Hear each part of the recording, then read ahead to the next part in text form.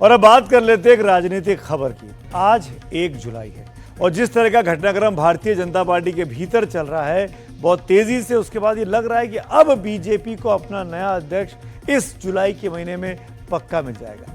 दरअसल बीजेपी के 14 प्रदेश अध्यक्ष चुने जा चुके हैं। बीजेपी के 12 प्रदेश अध्यक्षों के लिए चुनाव चल रहे हैं और इनमें से महाराष्ट्र में रविंद्र चव्हाण का नाम क्लियर हो गया है। मध्य प्रदेश से आज हेमंत खंडेलवाल का नाम ऑलमोस्ट फाइनल हो गया। तेलंगाना से एन रामचंद्र राव का नाम फाइनल है। हिमाचल प्रदेश से राजीव बिंदल को फिर से जिम्मेदारी मिल रही है। उत्तराखंड से महेश भट्ट भी दोबारा अध्यक्ष बनाए जा रहे हैं। यानी जहां जहां पर प्रदेश अध्यक्ष बन गए हैं, इन राज्यों में अब राष्ट्रीय अध्यक्ष के लिए चुनाव की प्रक्रिया तेजी से शुरू हो सकती है। सवाल है कि बीजेपी का अगला राष्ट्रीय अध्यक्ष कौन होगा, वो कौन होगा जो जेपी नड्डा को रिप्लेस करेगा। उसके साथ चर्चा में अब ये भी है कि उत्तर प्रदेश बीजेपी का नया अध्यक्ष कौन होगा, क्योंकि अभी वो डिसाइड होना बाकी है। माना जा रहा है कि यूपी में नए अध्यक्ष के चुनाव से राष्ट्रीय अध्यक्ष के चयन का दरवाजा खुल सकता है।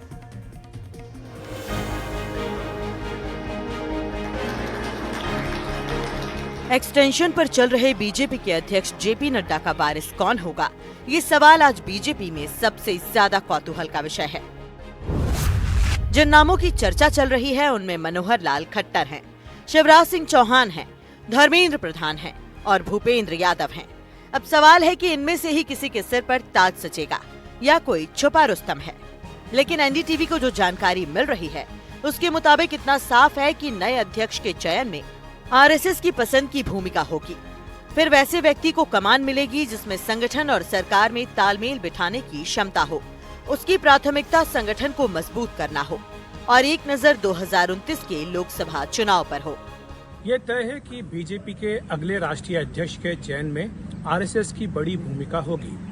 दरअसल प्राथमिकता अब ये है कि संगठन को संभालने वाला व्यक्ति हो। कोशिश ये नहीं है कि अध्यक्ष के चयन के जरिए जाति या फिर क्षेत्र के समीकरणों को साधने का संदेश दिया जाए, बल्कि ऐसा नेता हो जो अगले लोकसभा चुनाव 2029 तक संगठन को मजबूती दे सके।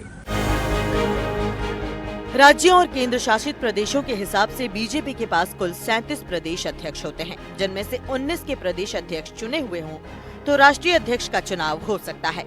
और अब तक करीब 26 राज्यों में अध्यक्ष चुन लिए गए हैं या 1-2 दिन में चुन लिए जाएंगे। लेकिन असली लड़ाई उत्तर प्रदेश, गुजरात और कर्नाटक जैसे राज्यों में है।